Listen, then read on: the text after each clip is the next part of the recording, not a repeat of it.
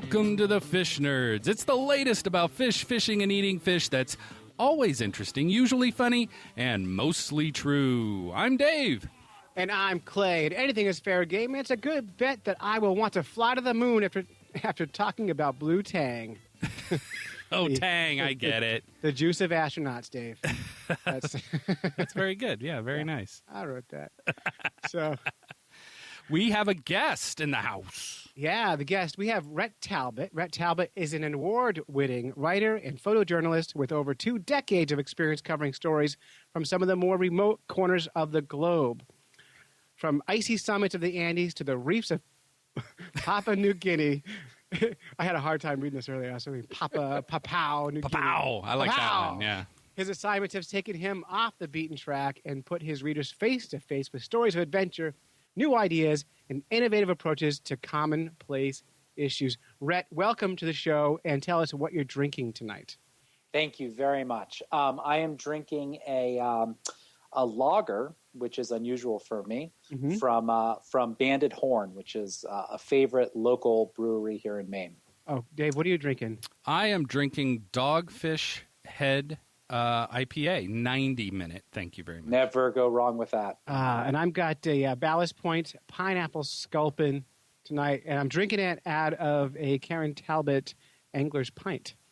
As am I, but I have the Rainbow Trout. Oh, you have mine. You're dirtying my cup. No, I actually have a second that she gave to me. Oh, okay. Misprint. Yeah. Are they like foul hooked and stuff like that? Is that what makes them? Yes. We should do that. We should have a whole line of foul hooked. That would be fantastic. It's a good name. No, this one has a bubble on the rim. Oh, ruined everything. Yeah. Oh, well. Yeah, and the reason we're saying that, I met Ret last year. Karen Talbot from Karen Talbot Art started a series of pint glasses called Angler's Pints, and my family went out to her art gallery, and we drank beer with Ret and Karen and did a whole show there. And then while we were there, Ret says, hey, next year when Finding Dory comes out, I want to talk to you about the blue tang. So when it came out, that's why we called you. Here we are. Here we are. It's your idea. But before we do that, we always do small talk. Have you been fishing recently? I have, yes, actually. What for what? Well, I spent the recently. That's a good question. I spent the entire month of April fishing in Florida for invasive species for an article I'm working on. So that was fascinating, catching Oscar and cichlids and other assorted invasive species in Florida on the fly. Wow. More recently, I've been fishing just our local river here, the St. George's, which is unfortunately way too warm now. So we're looking at getting into bass season. That's not too bad. Now, when you were in Florida catching invasives, were you eating any of them? We actually didn't, unfortunately. Usually I do, but we were. I was traveling from spot to spot and staying at hotels that are not recommended by anyone on a nightly basis. I understand. Rooms by the hour. Yeah, pretty close. Are you familiar with Jackson Landers? I'm not. So he wrote a book called Eating Aliens, where he traveled around eating invasive species. Oh, of course. Yeah, I know the book. I just didn't know the name. Yeah. Yes. Anyway, I was curious. Yeah. Anyway, he had a lot of cool stuff down in Florida. Yeah. No, it's an important thing to do. It is. Yeah. How about you, Dave? Any fishing? Yes, and luckily there is a pond right near where I work. What I do is I try to knock off maybe 15 minutes early and swing by, and I have about 8 spots that I drop a Senko worm in, and I'm getting bass about 2 out of 8 right now. That's not bad. Yeah, actually, that's really good. How do you rig your worm? Interesting that you brought that up. Sort of interesting. I used to be cheap and just jab them through the middle, right? Right. But when you catch a fish, it almost instantly throws that Senko, and those things are expensive. Right. Through the middle is like the wacky worm, right? Yeah, I'm wacky all the way. Yeah. And so then I went and bought another thing, which I've got to stop buying things. But I bought the little rubber band thing. And you actually bought the adapter? I did. I thought no one ever did that. Well, now I do. It's a little like plastic gasket, right? Just a circle of plastic. Yeah, it's like a little hernia belt or something that they put on them. Yeah, and it totally works. And they don't throw the expensive worm. So I've been very happy about that. I'll have to try that now. Yeah. What about you? Well, Father's Day, my family says, hey, Clay, let's go trout fishing. Mm-hmm. And so we went up to the Swift River on the Kankamongus Highway. Nice. Yeah, good place. And there's a place called Rocky Gorge. And I know in the bottom of the gorge, it's about a 6 or 10 foot drop to the water, right below the rapids, a bunch of fish hang out there. Mm-hmm. And so fishing off a cliff with my 6-year-old and my 9-year-old, and my wife is a nervous person, so she's not happy with the choice, but it's Father's Day. And, I caught a couple little fish. My kids couldn't touch them because we were fishing so high up. And we kept seeing this really big trout scoot out and chase worms, but not eat anything. And so I'm looking in my tackle box, and all I could find is a spoon made for trolling that we call the Wonder Bread, because it's this big old fish-looking metal spoon that looks like Wonder Bread. It's got that pattern of dots on it. And I vertical jigged that off that cliff, and that huge trout, one of the biggest I've ever caught, hook grabbed it right away. And as I was landing, I had to climb down. I'm using 4-pound test. I had to climb down the cliff, and I'm reaching down for the fish, and I'm trying to grab the lure hanging out of its mouth, but I grabbed the line. And what happens when you grab line when you're fishing? Every time. What happens? We all know. It's like the instant, that's it. It's gone. It's gone. Yeah, We're breaking it. Yep. Breaks off, right. So anyway. Bye-bye. Yeah, I lost my $7 lure and my fish of a lifetime. That's how it always goes. It ruined Father's Day, and so the rest of the day I just yelled at my kids and told them they were good for nothing. Yeah, well, that happens. Yeah, that that's does how happen. I celebrated, yeah. Very good. That's it. So that's our small talk. Yeah, that's pretty good small talk. Yeah, but let's get on with why we're here. All right, we didn't. Ret's a big time. That's Like it, yeah. Yeah, it's a kind of country kind of feel. Yeah. Go ahead, keep talking. All right, so Ret Talbot is a big time writer, photojournalist, travels the world, knows everything about everything, and so we're going to talk about aquarium fish, which we never do on the show. So here we are. Well, just aquarium fish in general. Do you have aquarium set up right now in your house, Ret? Well, first of all, I'd like to be the guy that you keep introducing because his life sounds amazing. But beyond that, no, I do not currently have an aquarium. My wife and I moved to Maine in 2012, and we are in the process of bringing a 19th century farmhouse back to its glory, hopefully. I got to say, hang on a second. I've been to your house, and it's in Rockland, Maine. And anyone can visit. It's an art gallery. Please. And we were walking your property, and it's beautiful property. It's very well organized and maintained. And like every 25 feet is a beer bottle that's really fancy looking and nice. Yeah, yeah. It's like the who's who of worldwide beers. It could be a museum, outside museum for beer. Yeah. I did do at the behest of my wife. I did do a serious cleanup of beer bottles around the property last fall. What a shame. Yeah. Not nearly quite the museum it used to be. Oh, well, then I'm not coming back. But no, I do not have an aquarium presently. My wife and I both, she's a scientific illustrator and focus on fishes. So we both have a pretty fishy life, but currently there are no fish living in the house. Yeah, very good. What about jellyfish? You had jellyfish last time I was there. We did, yeah. That was a project she was working on, and we completed that project, and we no longer have the jellyfish. What'd you do with them? Ate them. Flush them. Wait, did you say you ate them? I actually have eaten jellyfish in the past, but we did not eat these ones. These ones actually jellyfish. Over time, they kind of get smaller and smaller, and then kind of disappear altogether. Really? Yeah. Well, wait, they can't just disappear. Well, there's still bits of them somewhere, I suppose. but yes, I'm not terribly well versed in the biology and life cycle of jellyfish, but I actually know a lot about their anatomy from the illustrations that Karen did. Wow, that's really cool. I like the idea of you just fade away. You don't die. Yeah. You don't have to bury a jellyfish. You don't. Just goes, I think poof. I think all pets should do that. Like, how cool would it be? All right, I got this cat. It's like 28 years old. Like, instead of getting an old cat, wouldn't it be great if like about 15 years old, you started like fading away, and then all of a sudden, poof, gone. Yep, pop. No burial, no flushing things down the toilet. They're just gone. God, that would be good. That would like grandma. That would save a lot, wouldn't it? Yeah, that'd be great. Yeah, I like that. Okay. All right. Blue Tang. Blue Tang. Blue Tang. All right. So a lot of talk on the internet about Blue Tang. A lot. And it's the hot topic. First of all, have you seen the movie yet? I have not seen the movie yet. I actually was speaking at the New England Aquarium the night that it premiered here in Rockland. So I spoke about the Blue Tang on the night the movie premiered, but I have not seen it. Right. Now, that's shocking that he has a giant premiere in Rockland, Maine. So. Yeah.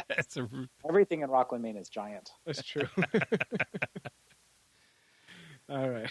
Very good. Well, then to commemorate this, we have decided to do a little thing that we are calling the Facebook Theater. Ooh, I love it. Welcome to Facebook Theater. This is an original script from the Fish Nerds Facebook page. Today, the characters will be James Frank, who will be played by Clay Groves. Yay! Dave Perry, who will be played by Dave Callum. And Ret Talbot will play himself. Excellent. Good choice. Good choice. That's what I thought. All right, shall we go? Let's go. Okay. So I'll begin. I'm going to do James Frank. You ready? Yep. All right. Now, they just need to boost the price tenfold and we'll be okay. This is referring to some pictures of Dory for sale at Petco, $54.99. Very good. Yeah. And then are you going to play yourself as well, Clay? I am, Okay. yeah. So, did you hear Dory and her sick quarantine friends are going to be in the next sequel where they look for anything that's alive after the episodic that wiped out the oceans and all the kids released their sick pets? Along the way, they swim through an ocean full of dead red-eared slider turtles released by kids at a PETA beach party and a neighborhood lake full of invasive predatory aquarium species, including a pacu that works for a vet to help him neuter stray dogs. It's going to be epic. Agreed. That families with no clue should refrain from keeping these fish. But with that said, I had a hippo tang for 6 years, and it was still thriving when I sold it to another aquarist. There are a lot of captive bred fish in the market. That could be why the prices aren't astronomically high.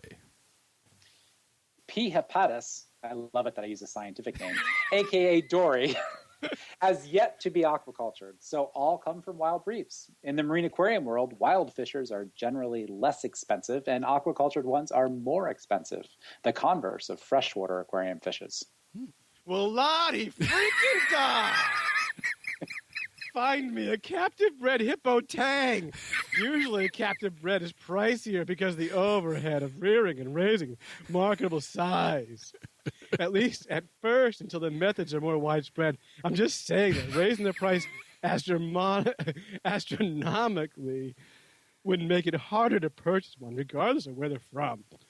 But this isn't the bigger problem this movie franchise is causing. The real issue is that people are learning from cartoons that sets pets free in the wild. And anyone who doesn't see that that's a problem should touch base with the Florida Department of Fish and Wildlife Conservation. You won't find a captive bred P. hepatus. Ellipses, yet. The price of most wild-caught marine aquarium fishes should be higher, as the perpetual race to the bottom has made it far more difficult to support sustainable aquarium fisheries that bring both environmental and socioeconomic benefit to reefside communities. Having said that, Petco has taken more positive steps than much of the industry. The non-native species issue is certainly one of the largest issues of the trade. It's one of the largest issues the trade has failed to address. Although I'm far more concerned about the groupers than the tangs. One like. Because of predation, I'd expect, which is one of the many problems caused by the spread of non-natives. But any species that takes a niche, or niche, for the French out there, from another has the potential to degrade the entire ecosystem, let alone serve as a vector of the foreign illness. No likes. But edited. Yes. Yup. And to think how aggressively so many states introduce non-native species to create added recreational angling opportunities. Heck, Florida even has flag limits on some. Thank you, Transcontinental Railroad. One like. One like, yeah. That was me. I liked it. You did. Because that's great that you know that the Transcontinental Railroad was so connected to distributing fish across the country. Well, we should tell you, the Amazing James is part of our show. I know that. He's part of the F and West team out in California. Yeah. And the reason we did this is I asked everyone who commented here to call in, leave us a voicemail, and they didn't. So the price of you not calling in is we'll do the voice for you. So. That'll teach them. You did a good job, Ret. You sounded remarkably like Ret Talbot. I know. Yeah. You know, a lot of times Ret could be a little snooty, and I thought you pulled that off really well. Yeah. Although you were very happy with yourself using scientific language.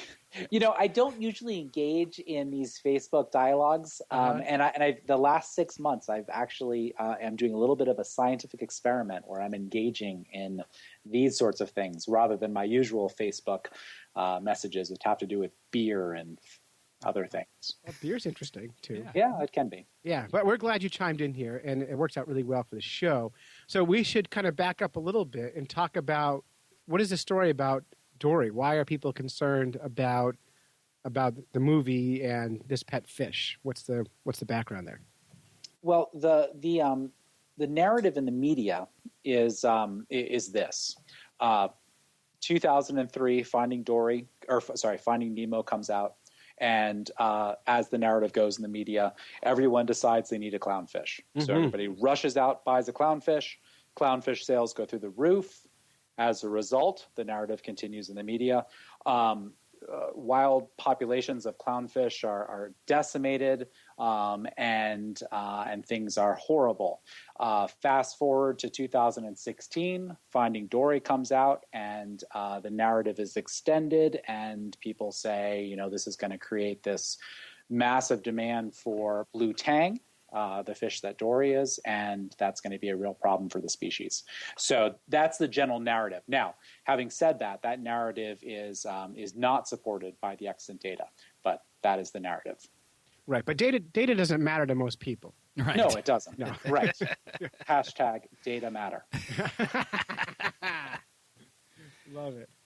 So Clay and I both saw the movie, not together, but we did both see the movie. And I think there's little to worry about because the character is kind of a pain in the ass as far as I'm concerned. Right. If you want to fish, you get something smart like a ray. Yeah, exactly. But really, Dory, I mean, who wants that dope hanging around?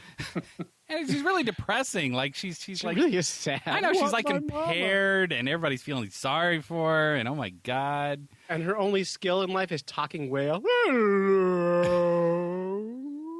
It's terrible. It's terrible. So I don't think and you know, with the clownfish, you know why clownfish is not a big food fish, right? I bet I'm going to find out. It's because they taste funny. You're fired. Sorry.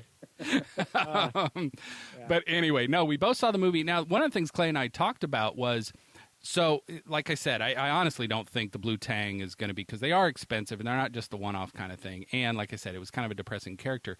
But the whole movie just kept screwing up the science left and right. Oh, on everything. Yeah. Everything. Yeah. I mean, the movie premiered during National Cephalopod Week, right? I don't know if you know that was last week. I do, actually. Yeah, and I heard that on Science Friday. And there's one of the characters is an octopus in it. Yes. And I'm looking for opportunity. I always watch these movies. I'm like, okay, they have an opportunity to get things right, teach some kids some real science. And they talked about the tentacles of an octopus. And I went, all right, we're leaving. I got mad. Because they should hire you or some other fish nerd to just like go through the script and just correct the facts. Because it would be so easy to be right. Now, right. So the tentacles, what's wrong with saying tentacles of the octopus? Octopus don't have tentacles. They have arms. Oh. Yeah. So there's that. There's that. Well, one of the things they played up a lot was the camouflage ability of the octopus.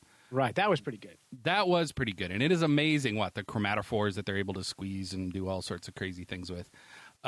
Ret, I don't know, or Clay too, I don't know if you've read this, that the most amazing thing about the cephalopods that can do all that crazy camouflage work is that they're colorblind.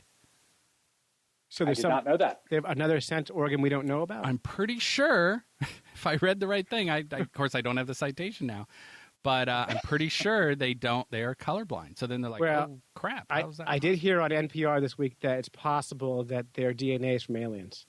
Oh, I did hear that. Yeah. I think that was thoroughly debunked. Oh, easy. Just saying. Yeah. Yeah, our fish nerd, Doc Martin, got really pissed off about it. Really bent out of shape. Yeah. Although that reminds me, did you guys see the story maybe 3 or 4 weeks ago where King Tut had a knife made from extraterrestrial material? I did see that. I did not. That is badass. That's like like made from a meteorite or something. Yeah, it was a blade of a knife made from a meteorite, and that is pretty funky, you know. Well, yeah, that's how. If I had to kill a bunch of people, that's how I'd want to do it. Well, it's clearly a gift from the aliens that came down and visited the pyramids. I mean, clearly. Right, but we're straying away from the point here. It's we do this a lot, Ret. Sorry. Still, no, that's quite all right. Do you know who we're talking to? It makes it more interesting. Ret's a big deal. I know. World. We're wasting his time. Yeah. I know. He even says things like these data, so he gets it right. Yes, I know. That's right. Yep. That's how you can tell a real science guy. That is very true. All right, so you were saying with the clownfish, they didn't have a giant run on clownfish afterwards. Well, so that's been the story, and that's been a pretty consistent narrative. And you talk to people who worked in retail at the time, and they recall that there was just all this demand for clownfishes, and this just people wanted them, and people wanted them. And then there was there were several major media outlets that actually reported that the increase in sales was somewhere in the magnitude of 30 to 40%, and that was actually sourced based on a pretty credible, well-placed source within an aquarium company in the United States. And everyone just kind of believed that, and it kept getting repeated and repeated and repeated. And then we really began to go back in the last couple of months and look at those numbers. And after reviewing a bunch of confidential sales reports from aquaculture companies, after looking at import data that was acquired from the United States Fish and Wildlife Service, we just can't find any data that support that anecdote that there was a 30 to 40% bump. Right, which is weird and unfortunate because, from what I understand, clownfish they're grown in aquaculture, right? So that's not a big deal if there's a lot of people who want to have them. Right, that's not a big deal, and that makes it a more interesting talk about Dory, right, and Blue Tang, right? Because you can't grow those guys, or at least no one has. Right, that's the big difference. I mean, they're clownfishes and tangs are very, they're very different in lots of ways. But would they be friends in real life? Would they be friends in real life? Yeah. That's a good question. I got to tell you, when I saw Finding Nemo the first time, I wanted a deformed clownfish like Nemo. So I kept looking, never found one that I wanted to buy. So. Well, it's actually interesting you mentioned that. I mean, I don't know if anyone in your audience or either of you have read what's the name of the book? Dragon Behind the Glass? No. Oh, it's awesome. You guys need to read it. Okay. Dragon Behind the Glass is the story of the arowana. It just came out, and it is a really stunning portrayal of the aquarium trade, largely the freshwater aquarium trade, and the arowana and this fish. And so I encourage everybody to read this book. It's incredible. But one of the things that the author talks about is she talks about the breeding for essentially deformities and how that increases value. And so we think about the marine aquarium trade, and we think about the designer clownfish craze, where people are paying hundreds and hundreds of dollars for an individual little clownfish because it's been bred and because certain traits have been bred into it over time. So we have fishes that look nothing like their wild counterparts, and all of a sudden they sell for all this money. So that's actually, so I'm just saying that you were actually ahead of the curve there. I am so cool. Something that was deformed. Yeah, Clay is usually so far ahead of the curve, he's actually back under the curve. But now, really, so that seems strange, although that's an old story with dogs, canines, right? Yeah, sure. Sure, cockapoos. Yeah, dachshunds. Things that would instantly die in nature. Yeah. Right. And so when you're, so a big difference that many people aren't aware, the marine aquarium trade, the saltwater aquarium trade, is predominantly wild fish. So when you walk into your local fish store, Petco or some other fish store, to purchase a saltwater aquarium fish, the vast majority of saltwater aquarium fishes come from the wild. Whereas when we talk about freshwater fish, the majority of them come from aquaculture. So in the marine aquarium world, with clownfishes and other species, sometimes it's pulling a fish from the wild that might be abhorrent, or that might be different than everything else in the reef, and then breeding it with something else that's different from everything else in the reef, and coming up with something new. And we get these new, quote unquote, new, designer strains of fishes that come along, and people pay a lot of money for them, and then they kind of go out of vogue. Wow, that's amazing. Now, I've always heard, and I never do any research, so it's so exciting to talk to somebody who does research. This is amazing. I've heard people use dynamite to get some of these fish out of the reefs. Is that true? I was going to ask you about that. Yeah. Yeah. So that's a big error. We've and this comes up all the time. I can't tell you how many times in aquarium fish stories it comes up that and they catch them with blast fishing. So blast fishing is a significant, serious issue that needs to be addressed across the Indo-Pacific. But it's not used to catch aquarium fish. It's used to catch food fish. Right. You know what I use? If I'm fishing in a very religious community, I use blasphemy fishing. Blasphemy. I'm like, God damn it! Why can't I catch you? I like that. That's good. Oh, my grandmother would roll over in her grave, and they just fly to the top. Nice, nicely done. Thank you. Happy. Yeah, unfortunately though, you see blast fishing. I spent a lot of time in Indonesia diving, and you see the results of blast fishing all over the place, and it's a real problem. Yeah. Now, does a blast fisherman's tackle box just look like M80s? Blasting caps. He's like, what should I use today? It's a red square with a plunger on top of it. Yeah, I really wish it was more sophisticated, because unfortunately you go into a village and you meet blast fishermen and you see people who are missing a lot of fingers and or limbs. This is Lefty and Stumpy. And... Exactly. So the other way, I was listening to another podcast that you turned me on to called Speak Up for the Blue. Yep. And you were a guest on that like yesterday or something.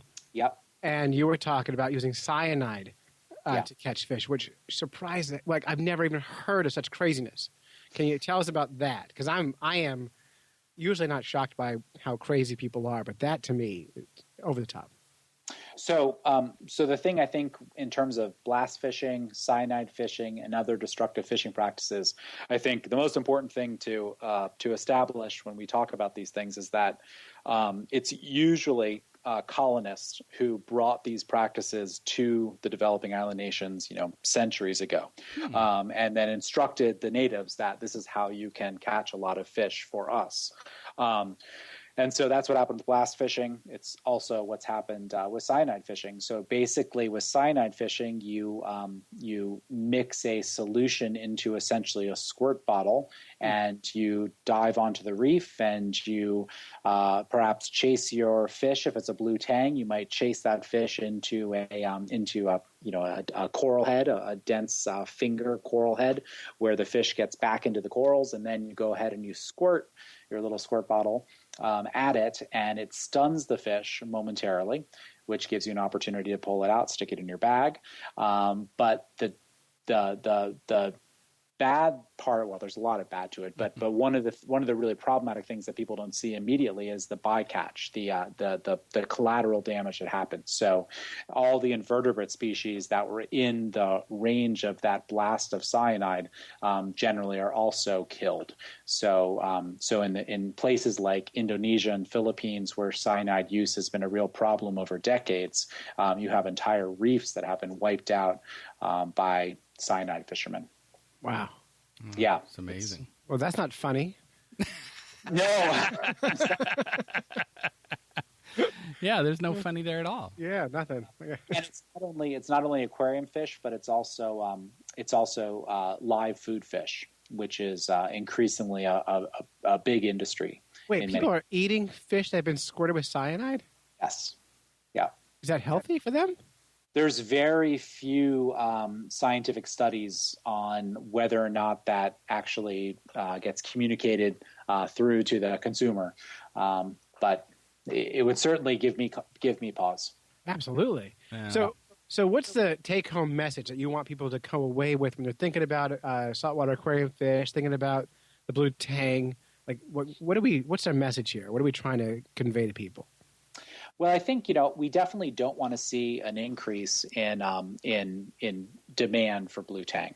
So if people have seen the movie and they think, hey, I'd love to have a saltwater tank, there are lots of better options besides a blue tang. There are actually lots of better options beside a saltwater tank if somebody's brand new and just sort of jumping in and isn't sure they're really committed to it. So I think that's really the take-home message.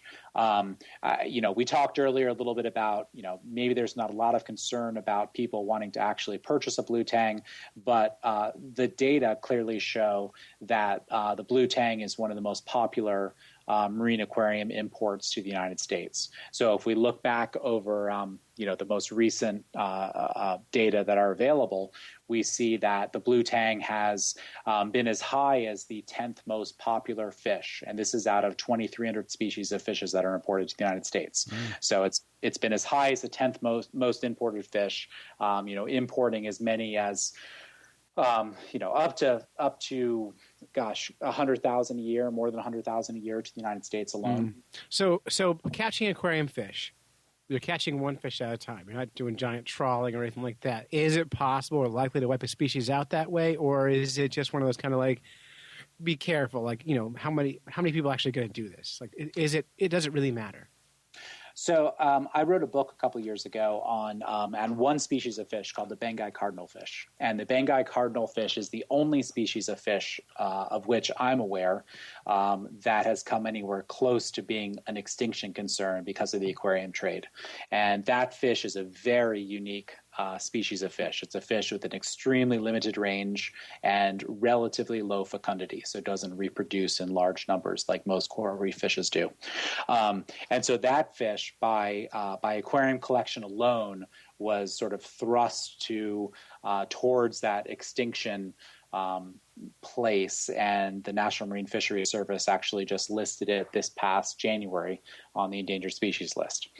But that's a very unusual situation with aquarium fishes. Most reef fishes are highly fecund and have a very large range. So what we're really talking about, when we talk about the blue tang, I know of nobody who is seriously talking about the extinction of the species as a result of the aquarium trade.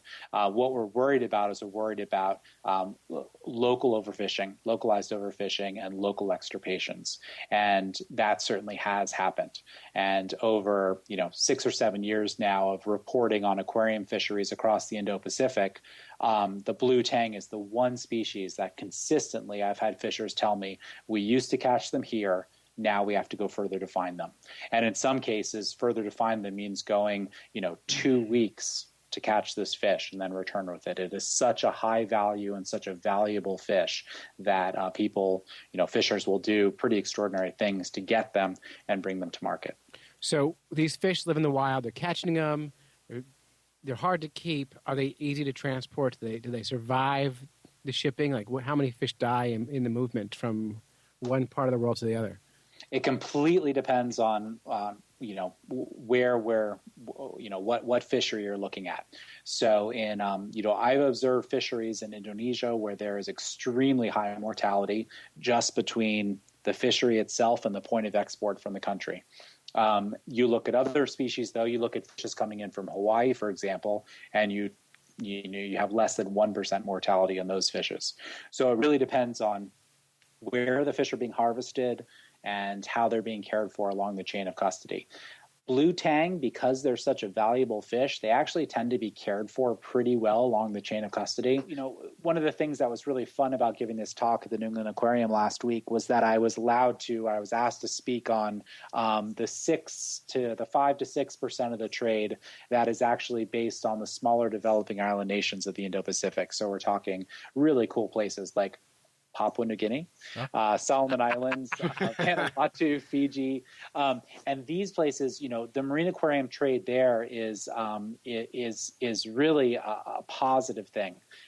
It is one of the best resource extraction industries in these places. It's something that can really create economic incentive to conserve, and it provides lots of socioeconomic benefit to these villages. So it can be a really good thing. The problem is that more than 80% of the fishes come from Indonesia and Philippines, which are the two countries about which we have the most concerns when it comes to illegal, unregulated, and unreported fisheries.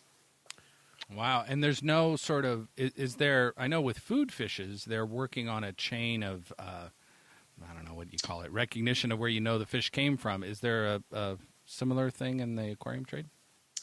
There isn't right now, and it's something that's being discussed a lot. So I think looking at food fish as a model for aquarium fish is really useful in terms of regulation and how we manage them down the road. Mm-hmm. I don't see the marine aquarium trade surviving as a trade primarily dependent on wild fishes, as long as there is not a third-party, certification or verification or assurance scheme like MSC or some of the other things that we see in seafood. Yeah. Fascinating. Yeah. That's really good. Yeah, that's really good. I don't know what else to say. We need to transition. We do. Well, we should say, Ret knows his stuff. Ret wrote the book on saltwater aquariums. Ret, what was your book on saltwater aquariums? Well, years ago I did the Complete Idiot's Guide to Saltwater Aquariums, which actually makes me cringe because it should have been the Complete Idiot's Guide to Saltwater Aquaria, but the publisher Penguin said that no, it must be aquariums.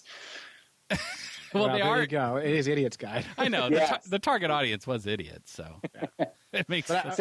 But you got good reviews on Amazon. It did, and we tried to work a lot of sort of conservation into that book, and that was a fun project. And the fact that you get paid to do the stuff you love doing, and we talked about this when I visited you. I got your whole history before, is amazing. I love to talk to people like you who have figured out how to carve a living in this industry, and it's not easy. And so I love seeing successful people like you and Karen doing it. It's fun. We love it. Good. Good. Glad you love it. The end. All right, Dave, let's move on. Let's do a promo here. All right, so a promo. Mm-hmm. The OPC. Outdoor Podcast Channel. We're part of that Outdoor Podcast Channel. We are. You can get all your outdoor shows in one stream. Just go to outdoorpodcastchannel.com or iTunes or Stitcher or wherever you get your podcast from. Simple. And it just so happens that this music is our Stump the Fish Nerds music. I love Stump the Fish Nerds. Yeah, exactly. And we have one that is for Ret. Oh, perfect. Uh-oh. I know. It's really amazing. You know what, Dave? I say they're both for Ret. I think you're right. I think you are right. So the first one comes from a very good friend of ours. Dave and Clay, it's Ryan Dubay. I've got a question for Red. As an avid kayak fisherman, I have been looking for a camera to take pictures of fish with on my kayak that is obviously going to be exposed to a lot of salt water. So if you have any recommendations on a specific camera or any tips, I would greatly appreciate it. Thanks. All right. Were you able to hear that, Ret? I was, yes. So I'm going to recommend that you don't go the direction that I go, which means that you carry loads of camera gear and housings and other things when you travel to these developing island nations. Then you have to figure out how to store batteries and how to watch all your gear. Instead, get a GoPro in a nice little housing. That's definitely the best way to go these days. Or if you want to go even simpler, I've personally had remarkably good luck with the Olympus line of waterproof, droppable cameras. They have been wonderful to me, and they've recently added Bluetooth and other, GPS and other nifty things that make looking at your pictures so much more fun. Good. Yeah, good advice. Very good. Glad you're here. All right, this next one for Stump the Fish Nerd, yeah, because I wouldn't have said. I mean, GoPro, I guess would be something I would have said, I suppose. Although I don't like GoPro. Have they finally put screens on the back of them? You can buy one, Dave. Oh, okay. Yeah, there's a LCD backpack you can put on it. Oh, because that was the thing that disappointed me the biggest when I got one. It was like, well, crap, you can't see anything. Right. But they fixed that. It's never been broken. It's always been available.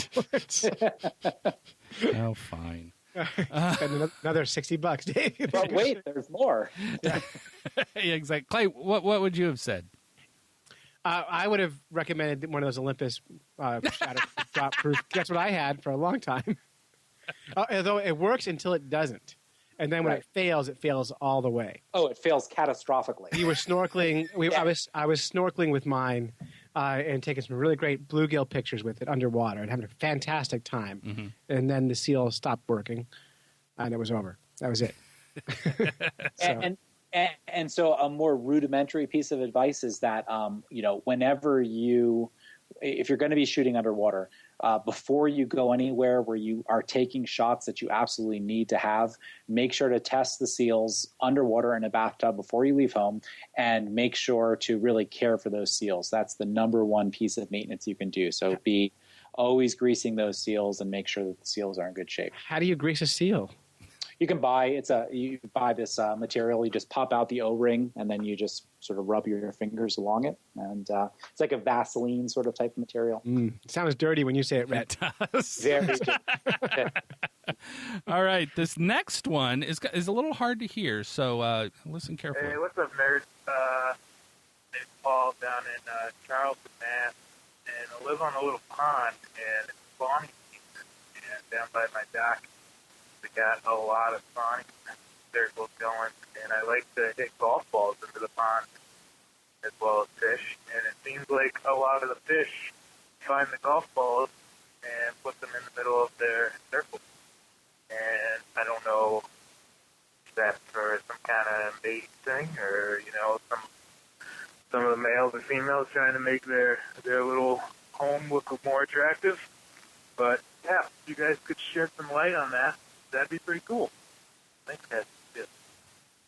Okay, so if you weren't able to hear that, so he's at a pond, and there's a lot of sunfish, centarchids, and they're building nests, the great circular nests, and he also likes to knock golf balls into the pond. And he was noticing that his golf balls are showing up in the reds, in the beds where the bluegill are. What do you think's happening there, Ret? I haven't the foggiest idea. I can't say that I've ever seen golf balls in reds, but maybe that's just because I've never fished in places that are I've fished in places in Florida beside golf courses, but I'm usually not snorkeling there because they're alligators. Oh yeah, you don't want to do that. Yeah, I don't know. I've never heard of that. Have you guys? I have not, and my theory is that, well, first of all, there are fish that could move a golf ball. So certainly lampreys could pick them up and move them around. A lot of the chubs, horny-head chubs, fall fish, they typically move things about golf ball size around. But obviously in a pond like that, those things don't exist. I think he's knocking so many in the pond over the years that they are actually all over the place, and the bluegill are actually cleaning the reds, and they just happen to uncover them. That's a good answer. Yeah, that is good. Yeah, that's really good. I was going to suggest that perhaps, you know, they're hitting the water and there's a little bit of current, and because of the shape of the reds, they're just getting into the reds and kind of piling up. But I like your answer better. A lot better. Yeah. I would bet. They're just cleaning them off, and they're probably even pushing them around a little bit. I would bet. I would imagine. Yeah. Yeah, they don't weigh that much. Yeah, exactly. So that's it. Yeah. Wow. Yeah. All right. You've got to wonder too. I mean, like, is there possibly? I mean, would it have some advantage to the eggs? To have a golf ball on top of them? Or for the eggs to be on top of a golf ball? I don't know. I don't know. Maybe the dimples mean something. Maybe. Yeah, maybe like that. And then so one of the advantages would be to have predators avoid it. Mm-hmm. Right. So maybe if they're freaked out by something that looks like a giant eyeball sitting there. Well, we know with like saltwater aquaculture, for example, we know that fishes like certain substrate to lay their eggs onto. So, terracotta tiles are, oftentimes used that are put into the tank, and clownfish will lay their eggs on it and care for them. And so I don't know. Yeah. Maybe there's something evolutionarily going on there. Maybe. There could be a whole nother project down in Florida now. Yes. If you're looking for an excuse to head back down, you can study fish behavior in golf ponds. I have a fantastic story that's sending me back down there. So. Oh, really? Yes. Very, very good story. Wow, you can't tell us? No, he can't. I can't tell you, but I can tease it. I can say that it has to do with otoliths. Odorless. Oh, very, very intriguing. Lucky stones. Oh, Yes. There it is. So, hey, when it does come, if you want to share it with us, we'd be happy to talk about it here with whoever, with you. Or we'll just talk about it without you. So anyway, that was Stump the Fish Nerds. If you want to call in, call 607-378-FISH and leave us a voicemail, and we will play it on the show.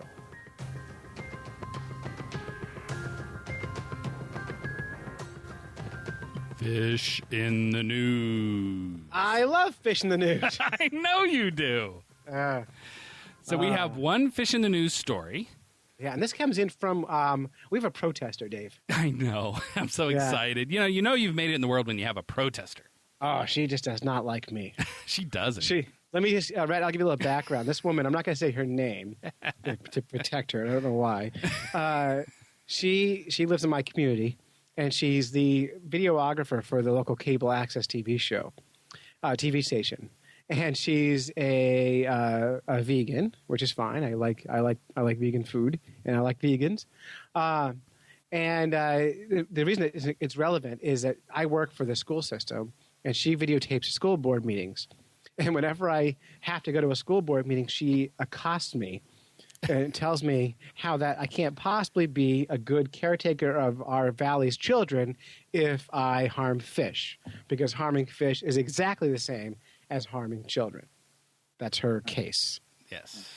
So that's her background, and she's been banned from lots of restaurants and stores, and she has a lot of restraining orders out against her in the community.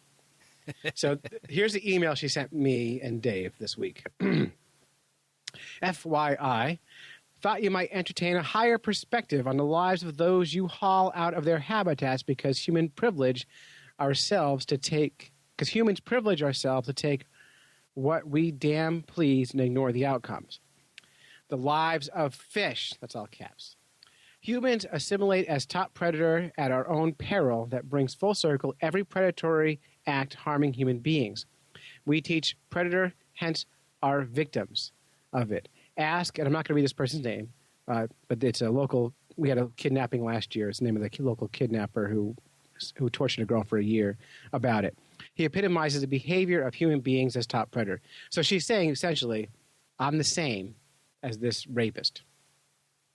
Yeah, that's... And then she links to the NHPR story, Fish Have Feelings, 2 Inner Lies of Our Underwater Cousins. And, Ret, you're familiar with this. Yeah, that's the Jonathan Bolton book that I'm reading right now. Yeah, how is it? I'm only a couple chapters in. Okay. I'm going to reserve judgment. Okay. So besides what he said, now we've heard this stuff before. Yes. And I listened to the whole interview. Did you hear his interview? I did not yet. It was not available on podcast. This was the Fresh Air interview? Yes. Yeah, no, it was not available yesterday. So okay, well, we'll link it on our show. But he was on, it was on Fresh Air with Terry Gross, and basically he was discussing the ethology, and sociobiology, neurobiology, ecology, all these great ecology words of fish. And whenever I hear this, I you know, we talk about sentience in fish, and do fish feel the same way that people do? It's really hard not to like anthropomorphize. It's really hard not to assume things see the world the way we see it or feel the way we feel. So without reading this, Ret, what do you think about fish and feelings? Do they feel stuff? Yeah, I mean they feel stuff. It depends how we want to define feeling. How do you measure that? Yeah. Yeah, I mean this is such a challenging. So rather than necessarily giving you my take on sort of fish sentience, I think the more interesting thing maybe to bring up is just that we're living in an age where we're seeing more and more of this type of material, and more sentience is ascribed to a larger and larger sort of group of animals, and it's significantly changing the way society perceives things like hunting, zoos, keeping fish, fishing, and it'll be very interesting to see the way this plays out. Yeah, I mean, I think it's an overall good thing. I'll tell you why. I think the fact that this is a big time, you know, this got like 30-minute story on Fresh Air. I think the fact that this is one of our big concerns, it shows that actually the violence worldwide is down. So we can focus on fish and how they feel as opposed to all, you know, wars and other violence. You know, like we have that kind of freedom to care, or we're rich enough to care about that kind of feelings. Right. So it's sort of the Maslow's hierarchy of needs. We're to a stage where we can start futzing with this. Right. Like, all right, everything is good. Life is great. I need a cause. Oh, that fish looks sad. Well, I'm the guy who authored a piece in Fly Fisherman magazine more than a decade ago that I continue to get email about, regular snail mail and email, and the piece was called "Catch and Kill: A Conservation Ethic." And I think it is worth fishermen sort of thinking about fish in the fishes they catch in as broad a way as possible, because I think there's there are a lot of implications, conservation, obviously the species themselves, and yada. Yeah, and one of the things I actually agree with our protester on is that the way you treat these fish that you catch actually, I believe, does sort of translate to how you view the world. So, for whatever reason, if you are violent to the fish that you catch, and we've been on boats like that have caught dogfish. Clay, you have stories of people catching dogfish and just kind of brutalizing the dogfish. Like putting firecrackers in their mouth and throwing them back in the ocean, that kind of thing. Yeah. It's terrible. Yeah. It is terrible. And well, in the science will back up, cruelty to animals and cruelty to people is not a big leap from one to the other. Now, it's a big leap from catching a fish and hurting kids. That's a big leap. Oh, well, that's a ridiculous leap. That's the assertion that our friend is making. Right, and that's hyperbole. But I do think that the attitude towards the way you handle the fish actually is important. And absolutely. And I'll tell you too, I don't think she's wrong to send me these links and to tell me how she feels. If you truly believe that catching a fish and catching a human on a hook would be exactly the same thing, then it's your duty to tell me. Because if that's, you have to. But I do rethink how I handle animals. Like I always think, okay, well, I'm not going to stop fishing. That's not an option. Right. But I can be gentler, nicer, and kinder, if that's possible. Yeah, that's so. True. So have you guys tackled the topic of whether or not you take a picture of a fish out of the water or keep it in the water? Interesting. So I created hashtag keep them wet. I created a frame for taking photos of fish. So I took 2 pieces of plexiglass and put a hose in between the two, and it filled with water, and I could put a fish in there and take pictures. And I've also done underwater catch and releasing. So I've been snorkeling with a ice fishing rod, and I'll catch and snorkel with a fish and take a picture and let him go without taking him out of the water at all. Yeah, so totally fun. And my sister, who is very pro animal, she's a dog rescuer and all this kind of stuff. She likes fishing, but she takes the hooks off of all the lures. So she'll throw a bass lure out there and the fish are bashing it, and that's enough for her. That sounds like fun. Yeah, actually, that does. That was a really good time. So we're just messing with fish. But yeah, on that issue so my personal take is, whether take a fish out to take a picture is, I think it's in our human essence to futz with stuff, right? I mean, our goal seems to be to put our hands on things, and for me, fishing for me is sort of a cheap pseudo biologist fantasy that I can play out. Like when I was growing up, I always liked watching Wild Kingdom and all this, and their biologists get to handle all these great fish, and they get to electrocute them, and they do all sorts of cool stuff. But with fishing, I can do that and release them, and I can still study them and appreciate them and all that. So my feeling is, yes, absolutely, you got to engage. If we get to the stage where you can't even, hardly look at them, like you don't want to make eye contact because it might freak them out, I think we went too far. I don't make eye contact with fish. I'm just saying. Right. So, Ret, yeah. where do you stand on the fish picks? Yeah. So I've actually within the impetus behind that catch and kill a conservation ethic piece that I did for Fly Fishermen was really about the notion of I was living in Wyoming at the time. It was winter. I was fishing a creek. I caught a really nice brownless one day, killed it to take home to eat, and was accosted once I got back up to the truck on the edge of the highway by a couple of fishermen with a TU sticker on their bumper. And they, said, I can't believe you just killed that fish. They had been fishing near us all day, and they'd been catching and releasing. And my argument was, I felt like I was the better conservationist to have caught a really nice fish, killed it, and decided it was time to go home, rather than fishing for catch and releasing a number of fish on relatively light tackle all day long that you were releasing, but the hook mortality, especially in the winter, was probably through the roof after they left. And so, for me, I felt comfortable at that point with saying, I'm going to fish and I catch this nice fish I'm going to eat for dinner and I'm going to go home. So today, I've really stopped taking pictures of fish out of the water when I'm fishing, unless it's for, something Karen's doing for her artwork. If we're specifically looking for a particular fish that she's working on for a project, then we'll go ahead and take a bunch of pictures out of the water. Yeah. Well, very good. I personally just don't take pictures, So do you ever leave them in the water and like take pictures underwater of them? Is that how do you do it? I actually, I have that little Olympus in my pocket usually, and so I stick it underwater and sometimes snap a picture. But more often than not, I've just stopped taking pictures of fishes that I catch. Right, but you've seen them all. I haven't seen them all, but it's like that's I do so much of what I do with fishes is professional that sometimes when I'm on the river by myself, or with my wife, fly fishing, I just kind of don't want to think about taking pictures or sharing with anyone else later. I just want to kind of be in the moment. And for me, that works. And I'm not judging anyone else's, approach to it. But for me, that's just, I kind of want to be unencumbered by all of that. It sure is easier. It is easier. And what I've taken to is to record my catches is gyataku. So when I catch a fish, I dump it in a bucket of ink, and then I put a piece of paper on it and rub it really, and get those fish rubbings.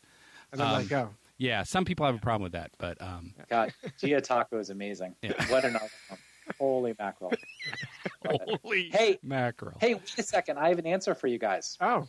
So my friend, Richard Ross, who is a biologist at the California Academy of Sciences, who is one of the nation's leading cephalopod experts, responded to me. I wrote to him at the beginning of the show when we were discussing octopus and being colorblind, and he has confirmed that indeed octopus are colorblind. Hey! We got to get him on this show. Real information. You'd love to have him on the show. Yeah. He's way more entertaining than I am. You're going to have to ask Richard Ross to come on the show. Yeah, that's great. Well, that's awesome that you were able to live, communicate to him and get that. That's great. Whew. Super good. All right, so we are going to finish this section up, this podcast, and we always like to do a bit of a quiz. So this quiz, Ret, we've decided to put together a quiz on animal groups. So, like a pod of whales kind of thing. Yep. And we were inspired because we heard about stingrays. Do you know what a group of stingrays is called? I do not. Oh, well, before you tell them the answer, this I learned this last week. And then when we saw Finding Dory, at the very beginning, spoiler alert, there's a migration of stingrays happening. And I thought, oh, if the movie's true and they hired a good consultant, they're going to have my new word in it. And they called it a school of stingrays, which just, I was like, come on. And even my 9-year-old was like, Dad, they didn't get it. So it's called a fever. Ah, yes, I have heard that. Yeah. Yeah. Fever of rays. I love it. So we are going to say some names, and some of them are true. Some collections are true, and some are false. And you have to say whether they are true or Is that what we're doing? false. Yes, that's what we're doing. Oh, I don't have the same thing in front of me that you have.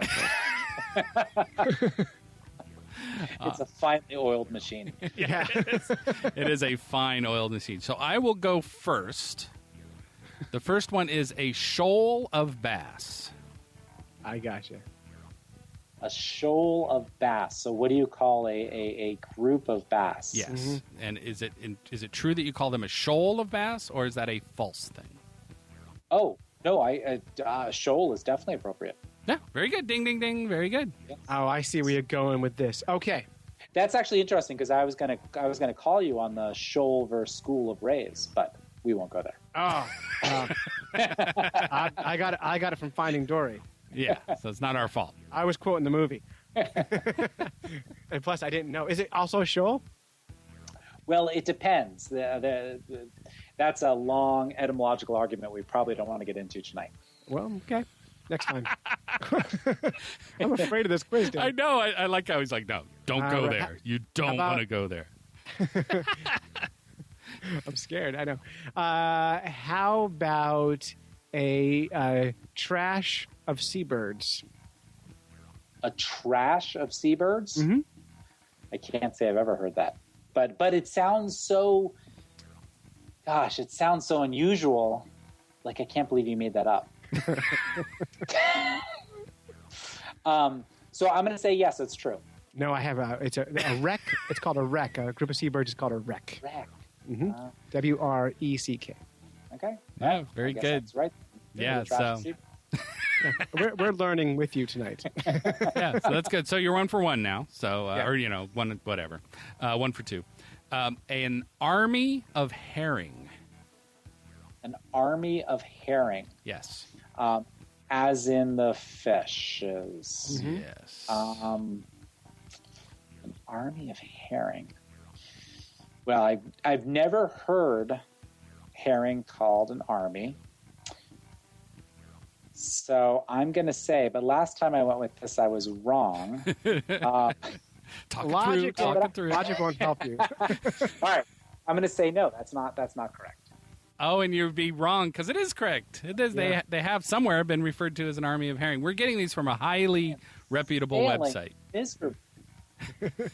So an army of herring. Very good. Yeah. How about you'll know this one, a smack of jellyfish? I have heard of a smack of jellyfish, but I don't know if that's an official term. So I'm going to say yes. So yes. Yes, Good. it is See? an official. Now you're on the winning side. Right. A battery of barracuda. No, that's too much alliteration. Well, according to the site, it is true. They actually are called a battery of barracuda. Yeah, go figure. Huh. Yeah. Huh. All right. I'm going to have to blog about this. This is fascinating. Isn't this really fun? Clay, you're up next. Yes. Boy, how about a couch of clams? So I like the alliteration. Oh my gosh, a couch of clams. Mm-hmm. No. No is right. Yeah, it is not a thing. Yeah, No, not a thing. A purse of pelicans. Well, give him the answer. Oh, sorry. It's a bed of clams. Clam beds, Yeah. Yeah, that's it. A purse of pelicans. A purse of pelicans. Yes. That's a good one. I'm going to say no. Karen did a big study on pelicans this year, and I was with her for the whole thing. I never heard that. Wow, that's kind of a phone a friend kind of vibe you got going. Yeah. Since you pulled her. You are correct. They are called a pod of pelicans. Mm-hmm. Okay. Yeah, very good. How about a troubling of goldfish? I love that. Yeah. If it's not true, it should be. Yes, I'm going to say that. Yes, that definitely is true. That must be true. It is totally true. Yep. Isn't that great? We're going to end on that one because I think that. And can I add a little nice piece of trivia? Oh, sure. In Maine, it would be illegal for me to put goldfish in the pond we just built. Even a closed system. Yes. Yes. You know, I've read stories where they've raided Chinese restaurants. Yes. Yes. Oh. And they've raided this woman's home in Kennebunkport last year or 2 years ago. Yes. Yes. Man. So Yeah. is there a shady underworld, underbelly of goldfish dealers in the state? There isn't, but Maine on one level takes invasive species very seriously. On another level, like so many states, they have they have allowed and even at times encouraged invasive bait fish and so forth. So it's a very troubling situation. But Maine has a very strict list of allowed species. Yeah. Well, you know, they're not called a troubling of goldfish for nothing. That's right. Exactly. Very, very good. All right. All right. Any parting words, Ret? I think what you guys do is great. I think that, in all seriousness, I think it is great. I think that we need to have more conversations about our fish brethren. I'm not sure we need to be having them at the level that that book is currently having the conversation, but maybe. So the dialogue, though, is important, and the humor is much appreciated. So kudos to you guys. And do you know the author of that book personally? I don't know. You don't. We're going to reach out to him and see if we can get him on the show. Yeah, he's Canadian, I think. Oh, okay. Oh, eh? Yeah. A? Yeah. All right. I was unable to get our typical ending music, so we're gonna have to live with this. Oh, our sexy music. Oh yeah. That is it. That's it. You've listened to a bunch of fish nerds when you should have been fishing. We'd like to thank our families for supporting us while we podcast, go on fishing quests, and do all sorts of silly things that middle-aged guys do. Oh, yeah. And if you would like to support the Fish Nerd, you can help us crowdfund this show at patreon.com/fishnerds and give us $1. A very special thanks to Ret Talbot. Thank you for being on the show, sir. Thank you, guys. You can find Ret at www.rettalbot.com, and we'll link him, of course, on our Fish Nerds website. And until next time, follow the code of the Fish Nerds, spawn early and often. Oh, yeah. Avoid free lunches with strings attached.